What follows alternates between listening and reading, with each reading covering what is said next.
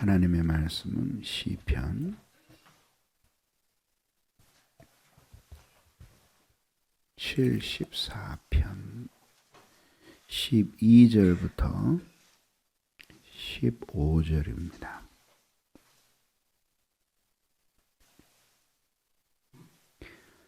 하나님은 예로부터 나의 왕이시라. 인간에게 구원을 베푸셨나이다. 주께서 주의 능력으로 바다를 나누시고 물 가운데 용들의 머리를 깨뜨리셨으며 리워 야단의 머리를 파쇄하시고 그것을 사막에 거하는 자에게 식물로 주셨으며 바위를 쪼개사 큰 물을 내시며 길이 흐르는 강들을 말리우셨나이다. 아멘.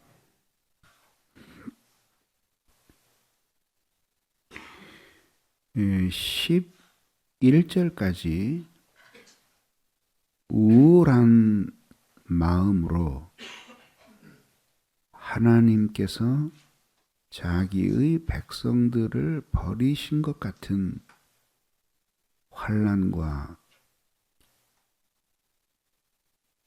악한 백성들의 침략을 인하여 하나님께 간구하던 시인이었습니다. 그때 이 시인은 문득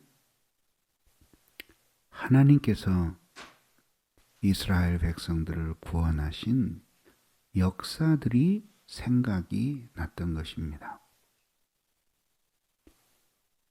우리가 시련과 고난을 당할 때 하나님이 기뻐하시는 우리의 모습 중 하나는 우리가 유사한 고난을 당할 때 우리를 건져주셨던 하나님의 큰 능력을 회상하는 것입니다.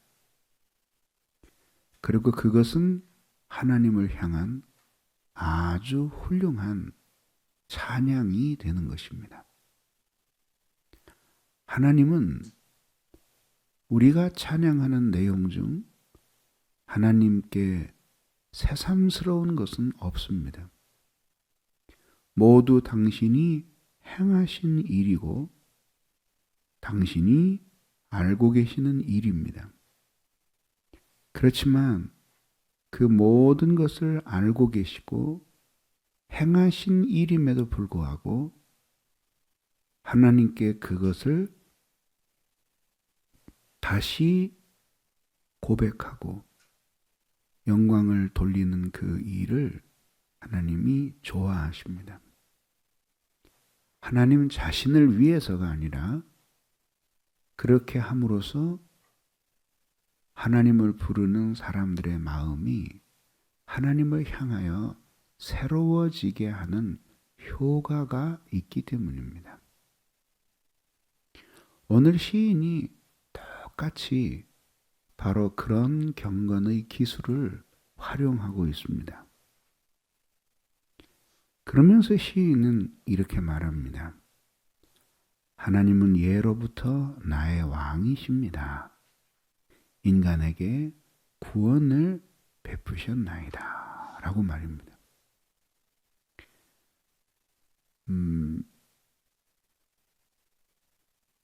나의 왕이시라고 하는 것은 결국은 그 하나님이 왕으로서 자기를 통치하신다는 것을 의미하거든요. 여기에 나오는 사람은 모든 사람을 인간은 모든 인간을 가리킨다기보다는 전능하신 신이신 하나님과 대조를 이루는 이 땅의 언약의 백성들을 가리키는 것이겠죠.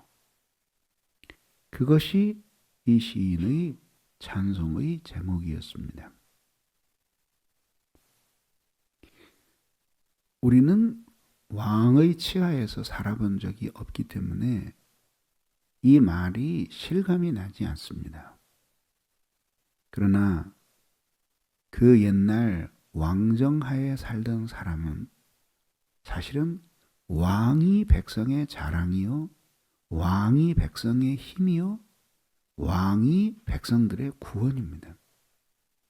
왜냐하면 왕은 그 나라 안에서 모든 것을 할 수 있기 때문이죠.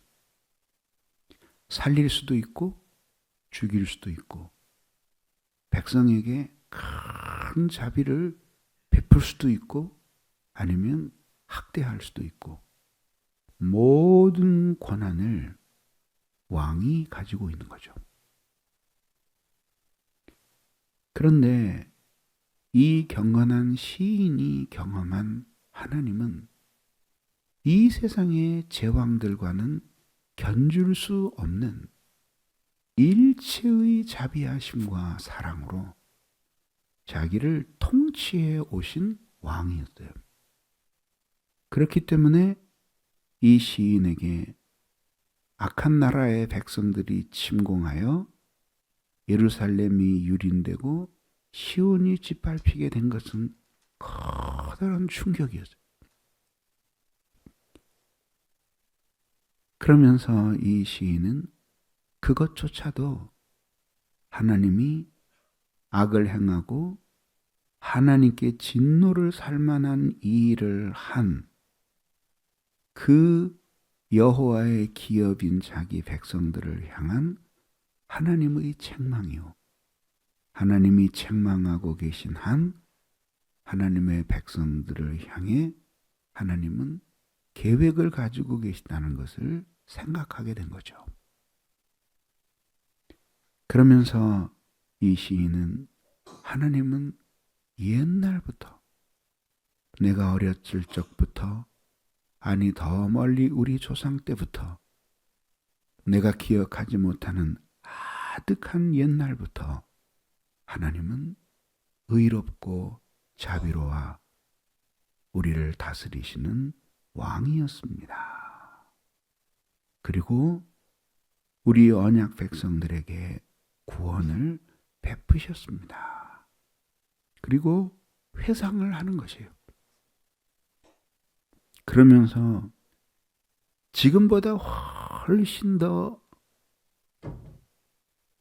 전망이 어둡던 절망적인 역사의 상황 속에서 자기가 구원하기로 하신 그의 백성들을 건져주신 신실하신 하나님의 구원 행동을 찬송하고 있는 것입니다.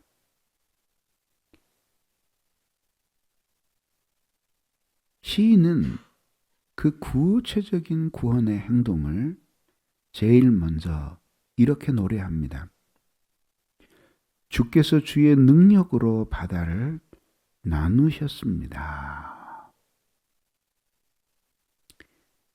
이것은 아주 명백하게 이스라엘 백성들이 애굽 땅에서 탈출해 오던 날에 홍해를 가르신 사건을 회상하는 것입니다. 그들은 이제 홍해 앞바다에 섰고 뒤에서는 이스라엘 백성들을 놓아준 것을 후회하던 바로가 군대를 급파했습니다. 600승의 병거가 군사들을 싣고 질풍같이 달려왔습니다. 하나님이 큰 능력으로 불기둥으로 그들을 이스라엘 백성들에게 접근하지 못하도록 막아주시지 아니하였다면 아마 진작에 멸망했을 것입니다.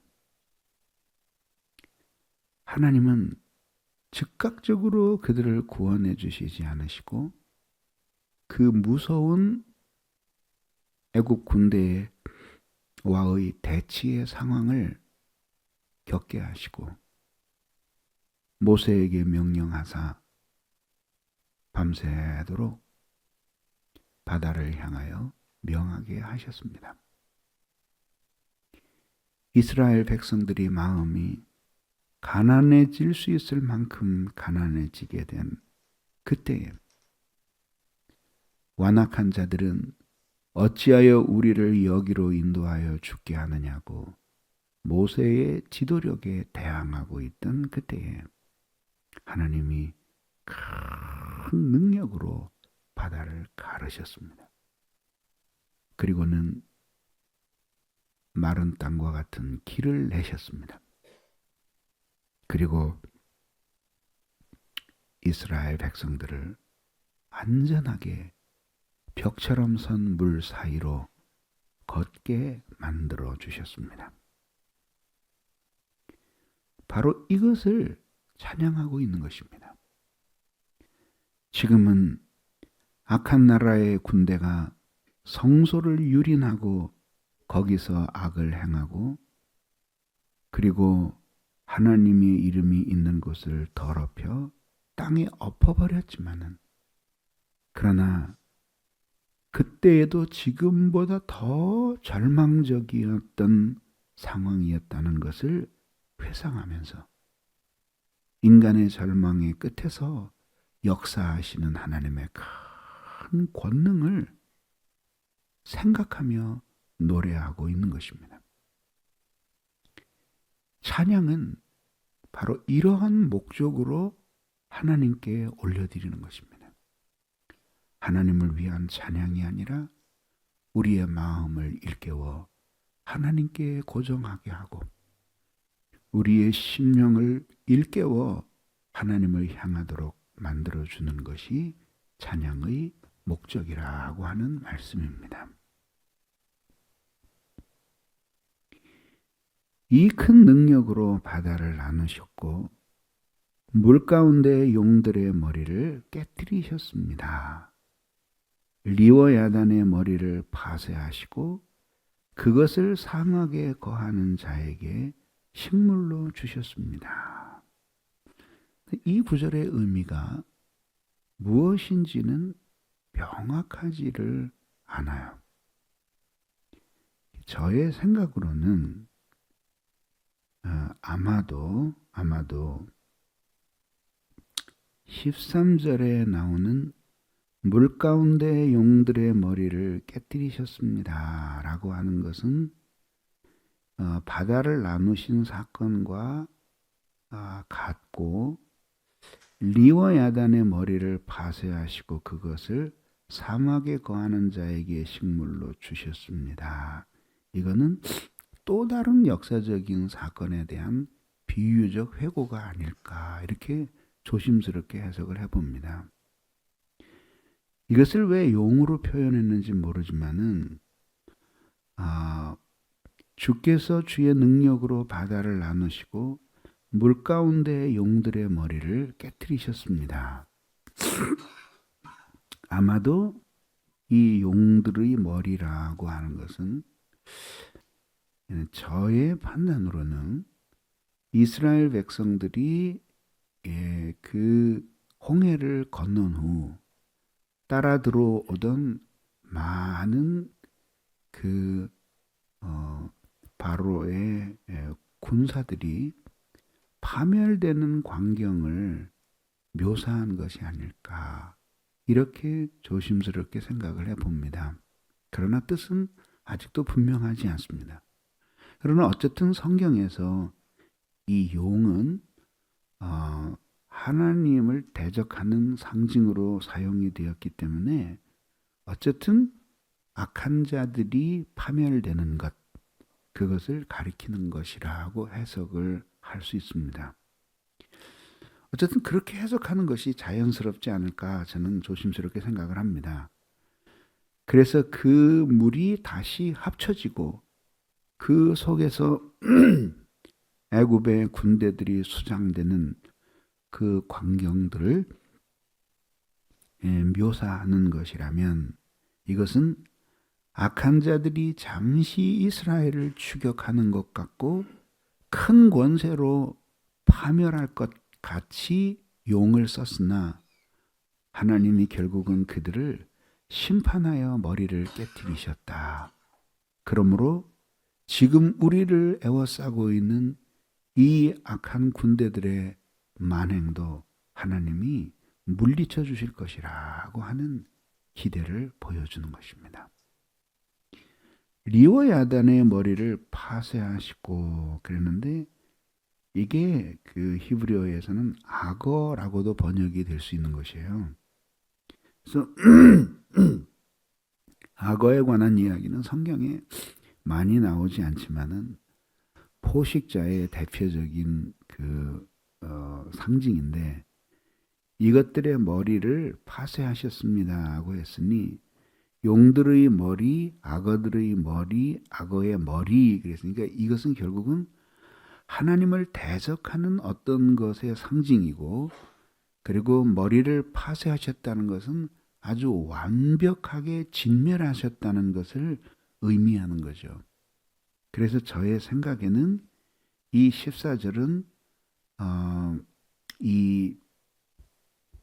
그 문자적으로 악어라기보다는 또 이 악어는 그 바다에서 그 일어난 일들에 대한 회고라기보다는 이것은 그 이스라엘 백성들이 홍해를 건너서 이제 광야에 들어섰을 때 이스라엘 백성들을 얕잡아 보고 이스라엘 백성들을 그 가는 길을 가지 못하도록 방해하던 그런 그 광야에서 만난 많은 나라들의 왕들을 가리키는 것이 아닐까 이렇게 저는 해석을 해봅니다.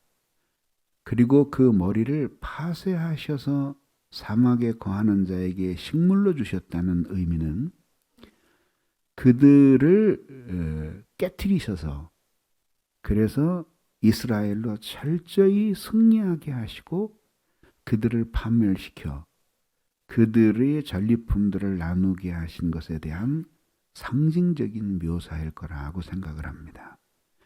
실제로 모세는 이스라엘 백성들을 광야에서 인도하여 가나안 땅에까지 이르게 한 후에 광야의 생활을 하나님께 감사하는 가운데 몇 가지가 있었는데 그 중에 하나가 바산의 왕 시온과 옥을 깨트린 것에 대해서 하나님께 여러 번 감사의 찬송을 올렸습니다.